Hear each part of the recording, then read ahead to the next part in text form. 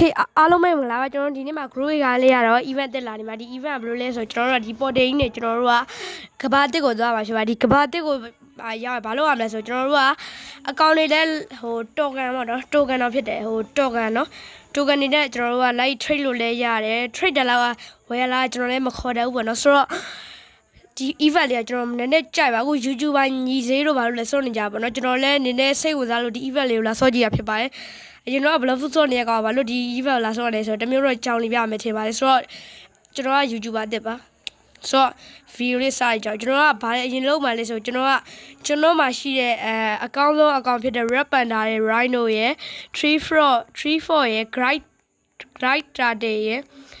ဟိုတစ်ပင်ဖားရဲ့ဟိုဟာတွေကိုကျွန်တော်တို့အနီရောင်ပန်ဒါတို့ဘာလို့ကျွန်တော်တို့ကဟိုလိုက်လက်ကဲဆိုတော့ကျွန်တော်တို့ကဘာလို့ရမှာလဲဆိုတော့အဲ့ကောင်တွေကျွန်တော်တို့က token တွေရအောင်လိုက်ရောင်းရမှာပါတယ်ရောင်းပြီးကျွန်တော်တို့ကရတဲ့ token တွေနဲ့သူများစီအကောင့်တွေကို like trade လို့ရပါသေးတယ်ဆိုတော့ဒီ event လေးကျွန်တော်တော်ကြိုက်ပါတယ်ဆိုတော့ကျွန်တော်သွားဆော့လာဒီတော့ event လေးမဆော့ခင်မှာကျွန်တော် inventory ထဲမှာရှိမှဟာရကိုရှင်းထားပါမယ်ပြီးအကောင့်လေးတွေကျွန်တော်ထုတ်ထားမယ်ပေါ့နော်ကျွန်တော်ဒီမှာရှိနေအကောင့်ကောင်းတာဆိုတော့မှာ sugar glider ရှိမယ်တကြား glider ရှိမယ် goblin တခိုးကြဖို့ရှိမယ်ပေါ့နော်ဆိုတော့ကျွန်တော် portal နဲ့လက်မယ်ဒီ portal ကကျွန်တော်နည်းနည်းဆော့ရ error ဖြစ်တယ်နဲ့တူလားဒါဆိုကျွန်တော်ဆော့တယ်ဟာ strawberry ကြီးအချီးပဲရှော့လောက strawberry ကြီးပဲတစ်လုံးခိုးရလိုက်မယ်ရောင်းဖို့ဆိုတော့ကျွန်တော်သွားပါမယ်ဒါကတော့ပြီးမှကျွန်တော်အရင်ရှင်းသွားလိုက်မယ်နော်ဒီကျွန်တော်မေးကြည့်လိုက်မယ်အခုကျွန်တော် portal နဲ့ဟိုဗါလဲ farm market ကိုသွားဖို့အဆင်ပြေလိုက်ဗျဟုတ်ကဲ့အဆင်ပြေပါတယ်ဗျကျွန်တော်ကဒီ portal ရဲ့ဘိုင်းရှင်းပါဗျဒီ portal ရဲ့ဝယ်သွားလို့ free သွားလို့ရပါတယ်ဒါပေမဲ့ခင်ဗျားတတိဒါမှာ portal ရဲ့ဝင်မှုအိုင်ဒီ portal ရဲ့ဝင်မှုအိုင်ခင်ဗျားက wifi error ဖြစ်တဲ့နေနဲ့ဖုန်းလေးတော့လက်မယ်နော်ခင်ဗျားတေချာဆော့ရမှရမယ်ကွာတေချာဆော့မယ်ဆိုတော့ okay ကျွန်တော်တေချာဆော့မယ်ဒီလူပြောအရာကျွန်တော်တို့ကဟိုဟာဖြစ်ရမှာပေါ့နော်ကျွန်တော်တို့ကအဲ့ portal လေးဝင်သွားတယ်ခု great ကနဲ့မှလို့မဟုတ်တော့ဘဲနဲ့နည်းနည်း line လက်တာပါဖြစ်မယ်ပေါ့နော်အဲ့ဒါရောကျွန်တော်ကြုံရမယ်ဆိုတော့ဘရိုတိခက်မီရောဒီ video လေးကြည့်ပေးကြပါကျွန်တော်က mobile phone နဲ့ဆိုတော့လေ portal လေးသွားမယ် let's go သွားမယ်ရောက်ပြီကျွန်တော်ကဘာတစ်ကိုကျွန်တော်သွားမှာကဲပြောကျွန်တော်ကဘာတစ်ကိုသွားမယ်ဆိုတော့ကျွန်တော်ကဘာတစ်အခု trade war ရောက်သွားတွေ့လားကျွန်တော်ပြောတော့ကဘာတစ်အလဲလဲဝေါ်ရောက်သွားအလဲလဲကဘာရောက်သွား great ကမှနည်းနည်းဟိုမဟုတ်ဒီ great ကမဟုတ်တော့ဆိုကျွန်တော် slot လူပြောတဲ့စကားကိုပဲကျွန်တော်နားထောင်ပြီးတော့တေချာစော့မှရမယ်ဟိုလူပြောတာရပေါ်တယ်ဟိုလဲ line လက်တဲ့အခြေအနေရှိနိုင်တယ်လို့ပြောနော်ဟိုလူပြောတာပဲကျွန်တော်လောက်ကြမယ်ကဲဆိုတော့ကဘာတစ်ကိုသွားနေโอเคကျွန်တော်ကဘာတစ်ကိုရောက်ပြီပေါ့နော်ကျွန်တော်တို့ကဘာတစ်ကိုရောက်ပြီဆိုကျွန်တော်အရင်ပါလို့ရမှာချင်းဟုတ်ပါတယ်ကျွန်တော်အကောင့်တွေပါစာရုံအရင်ရွေးရမယ်ပေါ့နော်စာရမှာအကောင့်တွေပါလောက်ရမှာဆိုတော့ကျွန်တော်စာရုံအရင်ရွေးမယ်မှာကျွန်တော်ဆိုင်ကကျွန်တော်သူများမှမရှိတဲ့ဆိုင်တစ်ဆိုင်ကျွန်တော်ရွေးတာမှဒီအောင်ကလင်းလိုက်โอเคဟဲ့အမေဘာလုပ်တာဒါငါဆိုင်အေးတာရှေ့ဒါသူ့ဆိုင်ဖြစ်သွားရှေ့ငါနှိပ်ထားတာဟောမင်းဆိုင်ကိုလှုပ်ထားမှာဒီ line လက်တဲ့ error တော့ငါဟာတော့ရခွေဒါကျွန်တော်ဟာပေါ့နော်ကျွန်တော်ဒီမှာရောင်းတာ sugar glider ရဲ့ rhino ကဘယ်လောက် rhino က4ချက်နော် rhino ကဒီမှာကျွန်တော်ရောင်းမှတလောက်ဆိုရင်တော့ကျွန်တော်ခုရောင်းလာရင်တော့ကျွန်တော်အားလုံးပေါင်းရမယ်အမြက်ကကျွန်တော်4နဲ့ပေါင်း8အဲ့8ကို3နဲ့ထပ်ပေါင်းတော့17ကို3နဲ့ပေါင်း14အောင်ထပ်ရမှာပေါ့နော်ကျွန်တော်မှ token တစ်ခုမှမရှိဘူးဆိုတော့လေ token တစ်ခုမှမရှိတော့လေကျွန်တော်ဟွာဖြစ်ရတော့ပါတော့ရောင်းပဲစားအိုး sugar glider ကိုဘာနဲ့လာလဲမှာ sugar glider ရဘယ်တော့ဘာဝယ်ပလဲရဘာလို့လဲဘာရှာလဲကိုအခုဘာလို့လဲဘာရှာလဲဈေးတဲ့ဘွားရဝါရဈေးတဲ့ဘွားရဝါ YouTuber မဟုတ်ပဲဈေးတဲ့ဘွားရဝါကျွန်တော်ရှော့ဈေးတဲ့ဘွားတစ်ချက်ချင်းတန်းရောက်တာငါလက်ခွန်းဈေးတဲ့ဘွားတန်းရောက်နေငါတခုမှရောင်းမကောင်းဘူးရှော့ ဟဲ့ဟိုကဟဲ့ Rhino ကြီးရောင်းပါရှော့ဟဲ့3ချက်ရပါပြီ Rhino ကျွန်တော်စီဝယ်တာ3ချက်ရပါပြီ Okay ကျွန်တော်3ချက်ရပါပြီဆိုကျွန်တော်သူများစီမှာဝယ်ကြတာတစ်ခုသွားဝယ်လို့ရည်အခုဘာဝယ်မလဲကိုမင်္ဂလာပါဂရုံးမမင်္ဂလာပါဂရာမုံဟောဒါငါဆိုင်မှာမဟုတ်တော့ရှော့များဆိုင်ရောဒီဘာလို့မလဲဂရာမုံမင်္ဂလာပါဂရာမုံဂရိုးကိုချိုကျွန်တော်ဖက်ကိုချိုရှော့အခုဘေကွန်လေးမင်္ဂလာပါကျွန်တော်ဆိုင်ဘာမဝယ်ဘာများဝယ်3ဆောင်နိုင်မဟုတ်3ဆောင်ဖြစ်တယ်ဝယ်မလဲဗျာအခုမင်္ဂလာပါဗျ Oh my god ခိစုနေရှော့ခိစုနေဘယ်လောက်ရှက်တော့ဝါရစိတ်မလို့တော့ဟိုမှာ3ချက်ပဲရှိတယ်ဟိုအောင်နေမဝယ်သေးခင်ငါသူများစီကတော့ကြည့်ရဒါ400တဲ့နေကွာဒါလည်းနေဈေးကြီးတယ်ဒီကကျ20ဟဲ့60တဲ့ကြီးဟဲ့များနေသေးကွာသူတို့ဟာဈေးကြီးလိုက်တာသမီးရဲ့ဟဲ့ပြားအောင်မမင်းဘာမှမတကြောင်တော့သုံးနေရောင်းကဲကွာ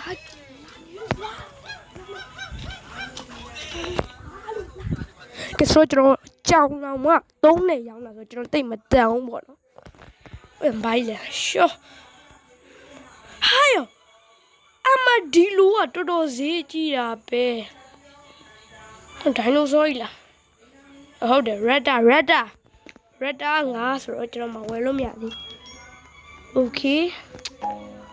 ဒီကျွတ်မာသားဟဲ့ကျွတ်မာမဟုတ်မြောက်ဖြူကကြောက်ဟိုပါပဲမြောက်ဖြူက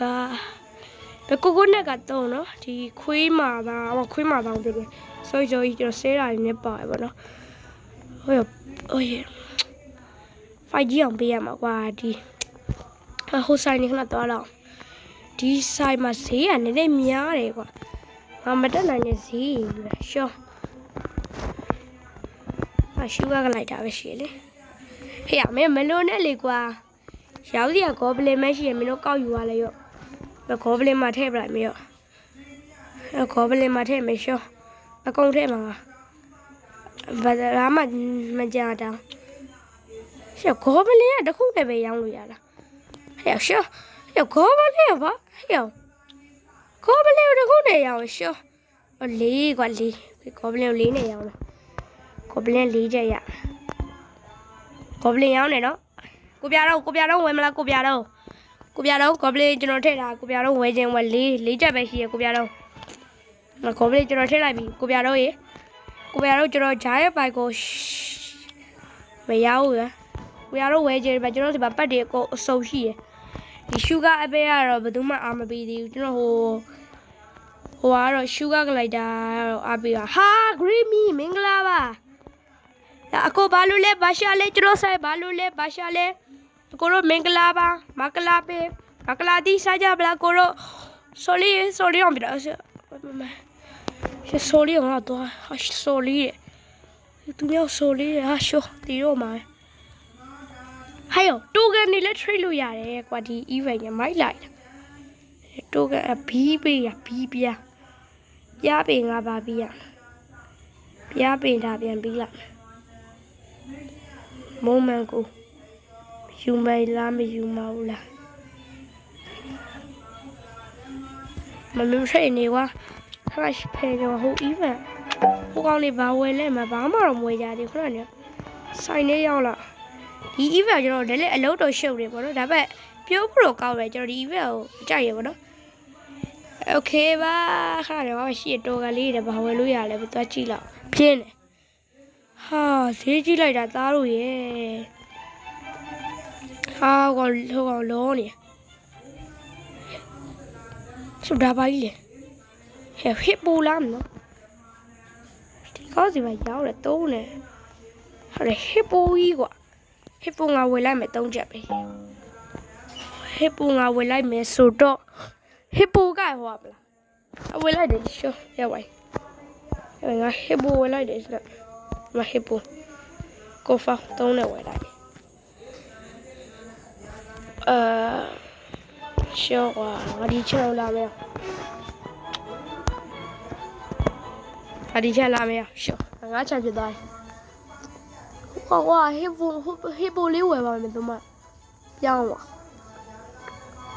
qua tiếp về lúa rồi là bí giàu à nhiều rồi các bé flower bá bộ là cơ xí ăn mình đại đại sure ôi à bé bữa mẹ quán đồ là bé chả nó lì cô cái gì là xí mà yêu ra cô sure rồi cô này giàu này bà rồi cho nó quay lại đấy không à rồi như bên lúa rồi sure cái này cái này của máy để nói giờ đi con đi để giấu này để được giàu đó mà số nó đi con đi lên tôi bảo từ ở từ play nào nó mà số mà cho nó sao là chiều số luôn đi giàu hú con lại hú lại hú chơi mì rồi gì lại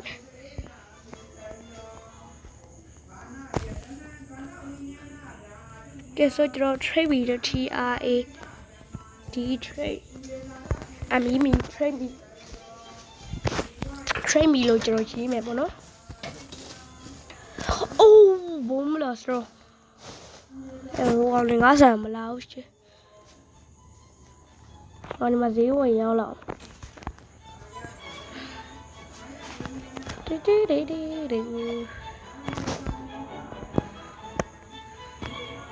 cái số cho xí nhau mẹ bọn nó xí nhau mà cho nó xài về bóng mà làm một tí ra đó ai thấy gì nhỉ rồi nữa em mới quên mà là mua toàn lệ to boost cái này mới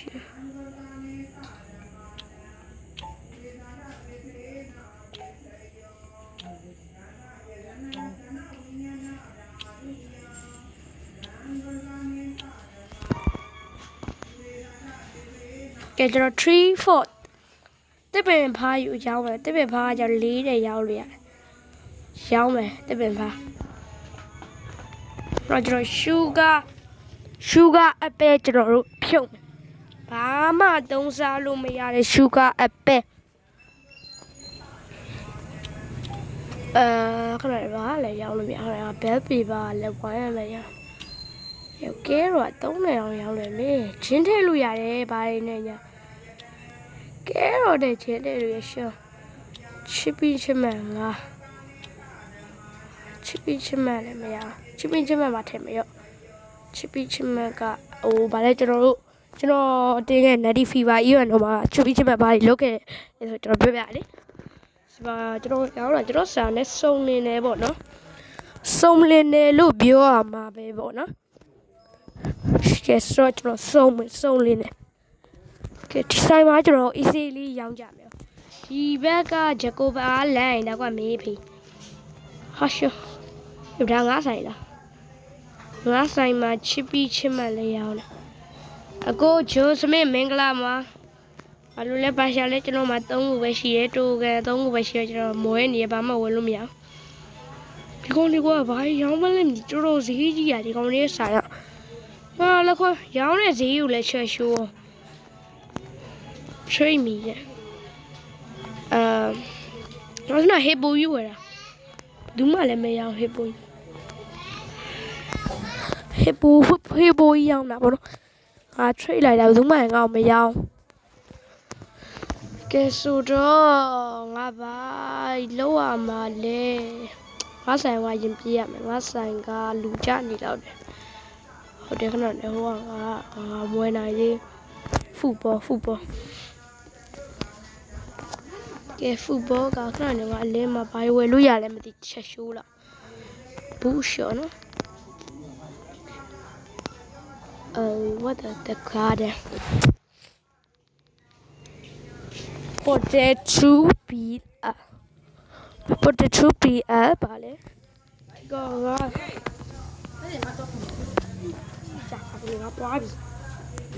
cái sotro tray me bỏ nó green bean này tray me green bean cả cái bông plus rompe đấy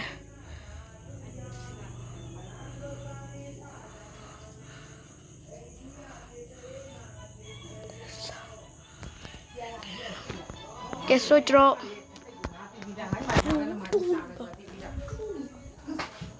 ကဲဆိုကျွန်တော်โอเคအဆက်လိုက်မယ်ပေါ့နော်အောက်ကောက်ဒီလိုက်ဝိုင်းဘာလိုက်ချီရတော့ bro တွေ့တဲ့အတိုင်းပဲပေါ့နော်ဟိုကောင်ကတော့ error ကုတ်ဖြစ်နေပါတယ်โอเคဆိုကျွန်တော်ရေးစားအရာလေးပြန်လဲကြိုလိုက်ပါတယ်ကျွန်တော်ဆိုတော့ live ချီတဲ့ error ဖြစ်သွားလို့ပါbutterfly ကျွန်တော်မှာက token ကတိတ်မရှိဘူးเนาะဟိုအရင်ဝင်နိုင်လောက်တဲ့လေမရှိဘူးဆိုတော့ဒီမှာကျွန်တော်အများစီကလေးရှောက်မဝင်နိုင်သေးဘူးပေါ့နော်သူတို့ဘာရောက်လဲဆိုတော့ကျွန်တော်မသိဘူးပေါ့နော်ဆိုတော့ဒီမှာဟဲ့ငါအလိန်ထောင်ပြီးရှော့ငါပုံကြီးထောင်ပြီးငါပုံကြီးထောင်ပြီးတော့ဘာလုပ်လဲဘရပန်ဒါကြီးရှော့ပန်ဒါကြီးကိုကျွန်တော်ဘာနဲ့ trade လုပ်ရလဲမသိဒီဟိုပပီးဆိုလဲဟိုကဘာအမှုတွေကောရရှင်းနေရောင်းတော့ငါကြပါရောင်းမြerror ရှင်းနေရောင်းနေရလဲဟိုကောင်ပြောလေရှင်း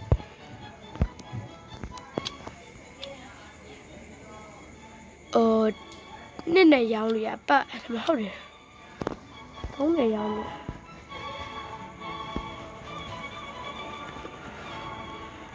အကိုရဲ့အားပေးပါလားကျွန်တော်ကအားပေးကြပါဘူးမဟဲ့ green bee လေးလာအားပေး green bee လေးပါအားပေးမှာလဲ trade company အိုး6ခုပြသွားပြီ yay brother green bee ကျေးဇူးတင်ပါတယ် bro ရဲ့ဘာနဲ့လဲမသိလာ trade ပေးတဲ့ဟာကကျွန်တော်ဝယ်နေတာဝယ်လို့ရပါပြီကျွန်တော်ဝယ်နေတာ6နဲ့ငါဟိုမှာကွက်တီပဲငါတဲ့လားဝယ်လို့ရဟိုဖူဘောလို့ပါတော့ဟိုမဝယ်နိုင်တာပဲရှိကြ black cat လို့ပါလို့လည်းဝယ်လို့ရဘာနဲ့တူနေလဲအဲငါလိုချင်တဲ့ပတ်လေးလိုက်ရှိုးလောက်ဒါနဲ့ဈေးကြီးတွေရုပ်ကြီးဟိုကစီမှာတော့ငါပဲရှိရငါဒီကောင်းစီမှာဒီအကောင့်လေးအပေးသွားအောင်ဒီအကောင့်ပဲရောက်ဒီ red ကပါဒီ red က200နဲ့ရောက်တယ်နော်ဒီကလေးအပေးသွားတယ်မယ် brother ကျေးဇူးတင်ပါတယ် brother okay ကျေးဇူးတင်ပါတယ် brother ရေမကျွန်တော် football ရပါတယ် yay football တကောင်ရပါတယ်အဲ့ football ကျွန်တော်တွားရအောင်မယ်ပေါ့နော်ဒီမှာတွားရအောင်မှာဆိုတော့ကျွန်တော်ဈေးနဲ့တဲ့အကောင့်တွေဖြုတ်ကြမယ်ဒီကောင်ဈေးနဲ့ဖြုတ်လိုက်ဒီကောင်ဖြုတ်ပြီးကျွန်တော်ဒီမှာ football စားထိုးဖြစ် football 9နဲ့ရောင်းလို့ရတယ် football က9နဲ့ရောင်းလို့ football ပဲရောင်း football ကတော့မဝင်သေးဘူးရှော့ football ရောင်းလို့မရသေးဘူး football ကအိမ်မှာပဲမွေးကြမှာလားမသိဘူး football လေးချစ်စရာလေး brother ကူညီရဲ့အသက်ပဲရှိရောကျွန်တော် sugar glider ကကိုပါကွာကဲကျွန်တော် football ကဘာလို့မရောင်းလို့မရလဲတော့မပွင့်သေး I can treat the lord yes okay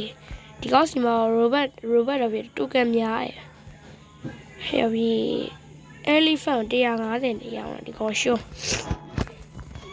ဆိုတော့ကျွန်တော်တို့ကဒီ side နဲ့ဝယ်ရပါတော့ဒီ side နဲ့ဝယ်မယ်ဘယ်ကော်ဗလေတာဖြစ်တယ်ဒါကြီးထုတ်ကြရပါလားအဲ့လိုလုပ်ထားမရဘူးလား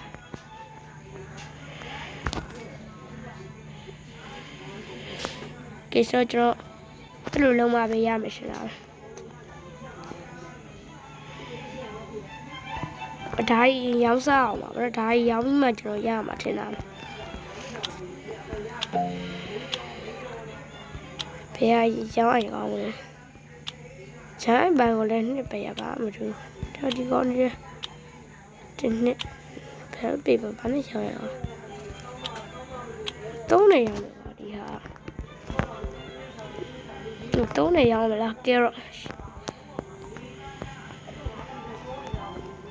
okay မိုင်းပါလို့ဝယ်ချင်လို့လည်းမိုင်းမိုင်းရပါလဲမိုင်း မိုင်းကျွန်တော်တော်ခင်ရအိုက်ထင်တယ်မိုင်းရပါအဲ့လည်းမရှိခေစုနဲ့2100ပေါ့ခေစုနဲ့2100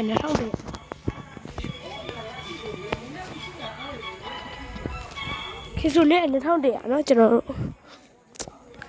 ဘာဝယ်ကမယ်လဲရှော့ပေါ်တယ်ကျွန်တော်အိမ်တော့ပြန်လို့မရသေးဘူး what is the places စန်နီးကျွန်တော်ခေါ်The farmer market တဲ့ဒါ farmer market ဖြစ်တယ်တဲ့ဘာဘလာတဲ့ကျွန်တော်နားမမြင်တော့တက်ကပါတယ်ဝယ်ဟမ်ဟဲ့ရီခစ်ဆူနဲ့2000လားတဲ့ဟဲ့ရီဒိုင်နိုဆောရောရှောဒိုင်နိုဆောရောမကျွန်တော်ဆိုင်လေးလားကိုဒီကိုကလည်းရှောက်ပတ်သွားလာနေကျွန်တော်မှတော့အကိုဝယ်ဖို့ပတ်စံမရှိပါဘူးကဲဆိုအကိုဘာဝယ်လဲကိုပြတော့ဘာဝယ်လဲကိုမဲတော့ဟဲ့ကိုညိုလုံးဖြစ်သွားပြီကိုပြတော့လည်းမကိုမဲတော့လည်းရှော့အဆိုင်မတက်ပြီးတော့ရောင်းရမယ်ဘောကလေးပါဘောဝသမားလေးရှော့ဆိုင်ဘောတက်ပြီးရောကဲစီးနေတဲ့ကောင်ထုတ်ပါရော့မင်းထုတ်ငါမျိုးထုတ်တယ်ရောင်းမှကျွန်တော်အကုန်တေးရောင်းရမယ်ဆိုတော့ဒါကမရသေးဘူးရာဒီယိုရောင်းနေမရနေနဲ့ရာဒီယိုတယ်ရောင်းရမှာဖြစ်3ခုလေဒီဟာလေးပဲအရင်ရောင်းစားတာဆိုတော့ကျွန်တော်ရောင်းစားထားလိုက်ပဲငါလာခွန်းဖုတ်ဘောလေးရောင်းလို့မရဘူးရှော့ခေါ်အမဖုတ်ဘောရောင်းလို့မရငါဘယ်ရောက်သွားရောင်းစားဟဲ့ရှော့ငါဖုတ်ဘောရောက်လို့မရဘယ်ရောက်သွားရောက်စားကျွန်တော်ပြောရမယ်ပေါ့ဆိုရင်တော့ဖြစ်ကျွန်တော်ရဲ့ဈေးတိုင်းလေးကတော့ရောင်းကောင်းမလို့နဲ့ဟဲ့ရီဆမ်မီရောလာအားပေးတာရှော့ဆမ်မီပါလာအားပေးတာ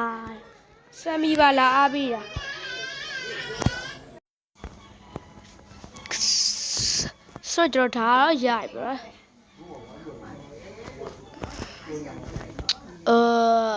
ဘာယူဝယ်ရမလဲဆိုတော့ဘာဝယ်လို့ပြ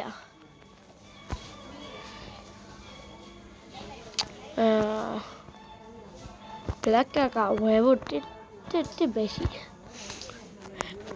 ဘာ industry ပါတယ်ဘာမရှိအကုန်လုံးစောက်ပြတ်တာဟောရ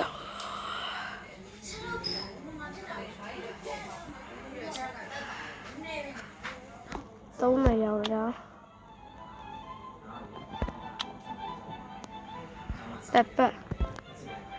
ပတ်ဒီအကုန်လုံးက50ပါပဲရှိဘူးလို့ industry မှာပြော50ပါရှိတယ်အကုန်ပတ်ဒီfruit တွေတော့ဗဒါရေကိုပဲရှိရ fruit ရဟောဒါကရောင်းဝယူလာလားဟောအဲ့လိုတန်းလို့ပြပါလို့ဘယ်ဟာဘူးမှလည်းငါလည်းဘလို့ဒီမှာတဲ့အတီပေးချက်3000လောက်ပြီးတော့ okay ဒါရောင်းပဲ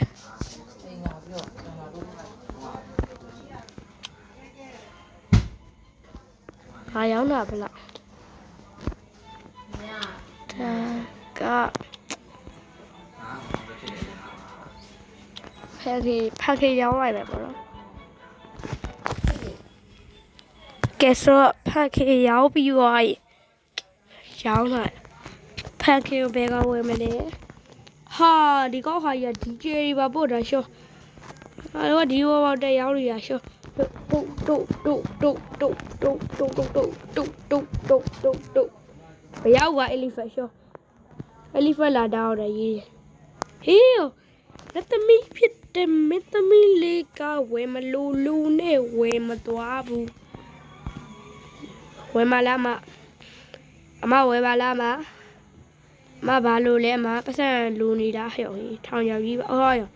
စီးပရိုက်ချောက်ကြီးရတယ်ရှော့trade macon bi macon combaliဒါကrobot နဲ့ဝယ်ရနော်robot ဘယ်လောက်နဲ့ဝယ်ရrobot ကrobot ဟိုကလည်း GG ကလည်းဝယ်မလို့မော ခိုးရကောင်းလားမသိရှောမင်းဆိုင်လားရောငါဆိုင်မို့ငါသွားတက်နေရငါဆိုင်ဒီမှာကွာယေကျွန်တော်ဆိုင်ကိုဝယ်ကြပါကျွန်တော်ဆိုင်ကိုဝယ်တဲ့သူတိုင်းကိုကျွန်တော်ဒီပတ်လက်ဆောင်ပေးမယ်ဗျာတကယ်ပြောတာကျွန်တော်ဆိုင်ဝယ်တဲ့သူတိုင်းကျွန်တော်ဒီပတ်လက်ဆောင်လက်ကားပေးမယ်ဒီပတ်ဂေါဘလီတော့ဂေါဘလီလက်ကားပေးမယ်ဂေါဘလီအခုကျွန်တော်ဂေါဘလီထည့်လို့ပြလို့ကိုယူဝဲဦးပါလားအတက်ကဘာလို့လဲပတ်ကားပါအော်လော်လေအဲ့ဒါမနေမအော်လော်လေဟာကိုမေးလာဝဲလမ်းညိုလာဝဲရှောကိုမေးရလာဝဲတာကဲလောက်ကဟိုကဝဲမလို့လားမတုံညာတက်ရှိတယ်တဲ့သူစီမငါဆိုင်နာလာရဝဲလဲမွေရတော့ဥမကိုပြခေါင်းပြောက်ကဘခုပါပွဲဒါဝယ်ထားကျွန်တော်ဝယ်ထားပြောတော့အကောလို့ကျွန်တော်ဝယ်ထားရောလို့ရတော့ပါဗျာဒီအကောစားကြည့် gift ပေးလိုက် okay ကျွန်တော်အကျယ်ရပြီကျွန်တော်ရဲ့ခါးတော့ပြိုင်ပြီးကျွန်တော်တို့အသီးတွေတော့ခူးပြီးပါဒီကိုကျွန်တော်တို့တစ်ဖက်ပြလာပြီးဈေးလာရောင်းကြ okay ဒီကြံမစိုးကောင်းဒီကြံမဲ့တော့ချတော့ကဲကျွန်တော်တို့ရဲ့ roll ကျွန်တော်ပြန်သွားရမယ်ဟုတ်တယ်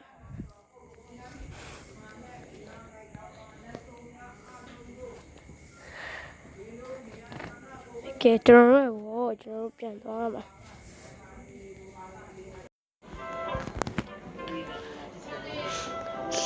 စတော့ကျွန်တော်ခါတော့ကျွန်တော်ပြန်ရောက်ပြီဆိုတော့ကျွန်တော်ရောင်းစရာရှိရကိုရောင်းထားပဲပို့တော့အဲ့ဒါပဲကျွန်တော်တို့ပတ်ဆက်ရပါဖြစ်ပါတယ်ဆိုလိုရာဟေကိုခူးရတော့ပီချာပလက်ကျွန်တော်ခူးရလိုက်ပီချာပလက်တခုခေဒါရကိုရောင်းထားပဲပီချာပလက်ပဲကျွန်တော်ယူပဲပီချာပလက်ပဲရောက်ဆိုတော့ကျွန်တော်ပီချာပလက်ခူးလိုက်တယ်ဘယ်လားအဲ့ပီချာပလက်ပျောက်တာကျွန်တော်စိတ်တူရရအော်ဘာတွေ့ရှော့ကျွန်တော်ချာပလက်ပြီးွားရယ်အော်ဒီမှာလော့ကွတ်ရှိရယ်လော့ကွတ်လေးပါခိုးရလိုက်လော့ကွတ်ကဘလောက်လော့ကွတ်ကလေးပါခိုးရလိုက်လော့ကွတ်တခုရမယ်အသက်ဆန်းဆိုဘာထူးဆန်းရှိလဲဆိုဒီမှာကျွန်တော်ဒီမှာဒီ monster flower လာပါလားအဲ့ကြီးဘလို့လိုကြကျွန်တော်တခုရောင်းမိမယ်ပေါ့နော်ကျွန်တော်ရောင်းမယ်ပေါ့နော်တိုကန်ဘလောက်နဲ့အော်တိုရောင်းလဲတာကျွန်တော်မသိဘူးเนาะဒါကကျွန်တော်ရောင်းမဲ့ပစ္စည်းတွေဆိုတော့ကျွန်တော်တို့ကလိုအပ်တာရှိရယ်ကျွန်တော်ချမ်းမှာအများကြီးပဲကဲဆိုတော့အမ်ဘာလိုက်လီလဲကျွန်တော်တပွန်းလုံးခိုးရလိုက်မယ်ကဲအဲ့ဆိုကျွန်တော်လုံလောက်သွားပြီပေါ့နော်ကျွန်တော်တို့ရဲ့ဖာဘာကဲဝေါ်သွားဖို့လုံလောက်သွားပြီပေါ့နော်yoဒါဘီ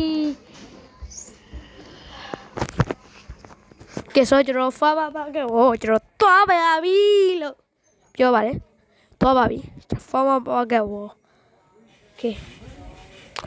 လာပြန်ပြီဒီခါလာလဲဒီဝေါ်ဒီခါလာဒီဝေါ်ကျွန်တော်ပြောင်းနေရတဲ့ဟိုအချိန်တော်ကြာနေပေါ့နော်ဒီဗီဒီယိုလေးကကျွန်တော်တလာရောက်ကြပါပဲဘာလဲဆိုကျွန်တော်ဒီ event ကိုကျွန်တော်အစားဆုံးကျွန်တော်တိုကန်ကို20ရာအထိစွန့်မှာဖြစ်ပြီးတော့အဲ့ကျွန်တော်လိုချင်တဲ့ပတ်တွေကျွန်တော်လိုချင်တဲ့အသီးတွေကျွန်တော် live ဝယ်မှာဖြစ်တဲ့အတွက်ဖြစ်ပါတယ်ဆိုတော့ view ကတော့လည်းရှိပါမယ်ကျွန်တော်ရည်ရှင်းနေရတော့20ရာပေါ်နဲ့အခိုင်မာနေလို့ပြောရမယ်ပေါ့နော်အဲ့ဆိုတော့ကျွန်တော်တို့သွားမယ်ဆိုတော့သွားမယ်အစီအစဉ်ကျွန်တော်စသွားမယ်အစီအစဉ်စမယ်ဒီမှာကကျွန်တော်တို့ကတော့ရောက်ပြီโอเคရောက်ပြီဟိုမှာဆိုကျွန်တော်ဒါရိုဆိုဘာလဲရှိပြီလဲဟိုကကျူရှောချက်ကောက်ပါလဲအဲ့ရရတဲ့ဆို တော့ကျွန်တော်ဈေးဆိုင်ရှာပဲပေါ့နော်ဒီမှာဒီ player shot အိုးဒီမှာဒါဘယ်အောင်ဆိုင်လဲဘယ်အောင်ဆိုင် player shot တွေငါပဲဆိုင်လိုက်ရဒါပါလာမောဒါပပိုင်ခူလာတထိုင်ရောက်မှတော့ရောင်းသွားရအောင်ငါပဲဆိုင်လေးယူရောဒီကသူများမှရှိဆိုင်ဒီဆိုင်ငါဆိုင်ဖြစ်ဖို့များဒီဆိုင်လိုက်ကောင်းလားမသိဒီဆိုင်ရလဲပါerror တက်တာပဲတွေ့နော်ဒီက error တွေကတခုပဲဖြစ်ပါလားသူပြရတယ်ဆိုသူတို့ကသူတို့ဆိုင်ဆိုရှိရငါရောက်ပါတော့ claim မပေါ်error နဲ့ဆိုနေဟုတ်တော့မဟုတ်ဘူးမဟုတ်လေ English ဆိုတာရက်ဖြစ်ရမလဲဟုတ်တယ်ဒီမှာပစ္စည်းရှိနေကြတယ်ဟိုဟာအဲ့မှာပေါ်လိုက်ဟိုအောင်လေးမှာလည်းရှိပြီသားမရှိသေးတာကအရင်ပတ်ယူရမယ်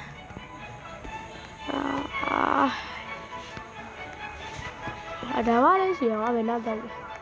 အိုးမမငါဆိုင်ညနေငါဆိုင်ဒီရငါဆိုင်โ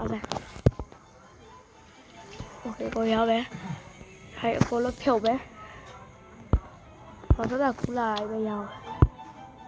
ဒီတော့အကုန်ဖြုတ်ပဲပေါ့နော်ကဲကျွန်တော်ထည့်ကြတာပဲထည့်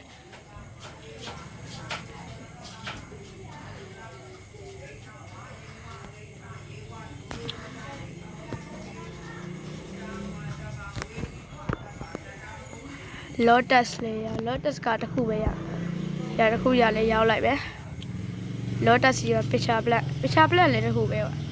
တခုရနှစ်ခုရကွာပြန်စိုက်လို့ရပြန်တီးရရောင်းခက်ခိုနှစ်ခုရ Monster flower လည်းနှစ်ခုရ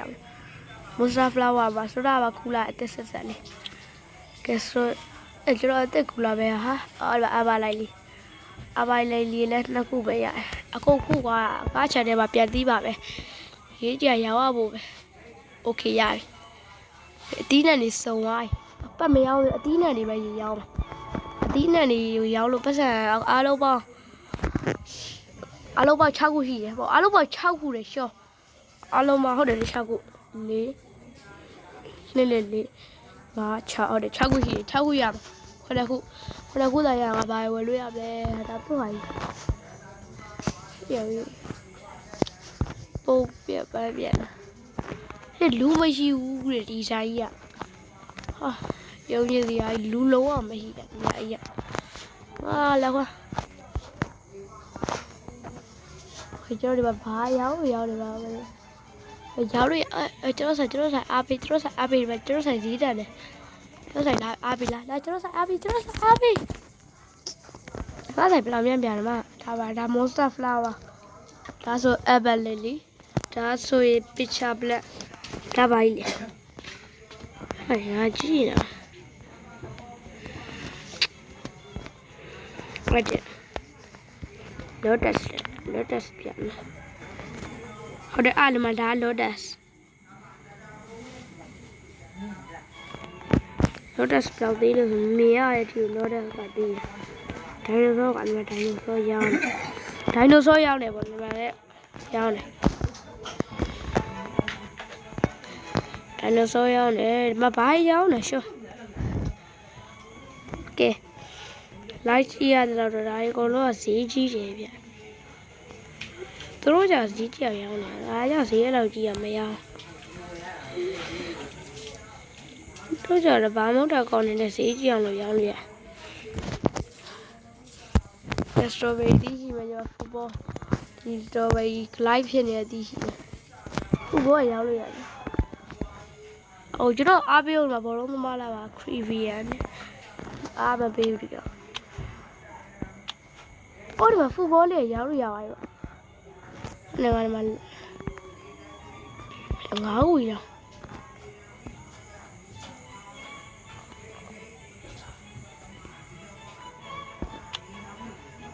Lotus ကိုဖြုတ်ထားလိုက်ပြီလားဒီလိုပဲ Lotus ကိုဖြုတ် football က9နဲ့ရောင်းလို့ရပါ football ကြောင့်9နဲ့လိုက်ရောင်းလို့ရ9ဆိုတာစားတဲ့9ကိုပြောရမှာနော်ရှီအောင်ထဲမှာနေ9ကိုပြောမှာတိုကန်9လည်းပြောရင်အဲ့လိုတိုကန်9လိုပါလို့ပဲပြောရတယ် တိုကန်9နဲ့ဝယ်လို့ရတယ်ဒါကလိတ်က30ဒီလေးတိုက30မတက်တာဆိုတော့ဒီ butterfly ဝင်2500 2500တိုကန်ရောဒီကောက်စီပါပိုစီကြီးရဟာရှောငါးစီမလည်းပဲဟောမမရောကိုပြတော့ဝယ်ပါလားကိုပြတော့ကြည့်ရအားပေးမဲ့ပုံပဲကွာအားပေးမဲ့ပုံပဲအားလည်းမပေးကဲကိုပြတော့ကြောက်စီကဲကျွန်တော်ကတော့နည်းနည်းဟွာဖြစ်နေပြီပေါ့နော်ကျွန်တော်စာရောင်းမကောင်းသေးပါဘူးရောင်းတော့ကျွန်တော်ဘယ်လိုတရားမလဲဆိုတာ EB2 မှာပြောပြပါမယ်ဒါလေးကတော့ EB2 မှာဖြစ်ပါတယ်ဆိုတော့ကျွန်တော် EB1 မှာဒါ EB1 ရဲ့နောက်ဆုံးအပိုင်းလေးပဲဖြစ်ပါတယ်ဆိုတော့ဒီ EB1 ရဲ့နောက်ဆုံးအပိုင်းလေးမှာကျွန်တော်လာအားပေးနေတဲ့သူတွေဒါကတော့ကျွန်တော်အကောင့်ပဲဖြစ်ပါတယ်လာအားပေးရမှာဒီမှာကို green bee ကတော့အားပေးမလို့အားလည်းမပေးပါဘူးဆိုတော့ဒီနေ့ဗီဒီယိုလေးကလောက်ပါအဆုံးလေးကြည့်ပေးကြလူတယောက်ချင်းစီကိုကျေးဇူးတင်ပါတယ်အားလုံးပဲဘိုင်လို့နှုတ်ဆက်ချင်ပါတယ်ဘိုင်ပြီးတော့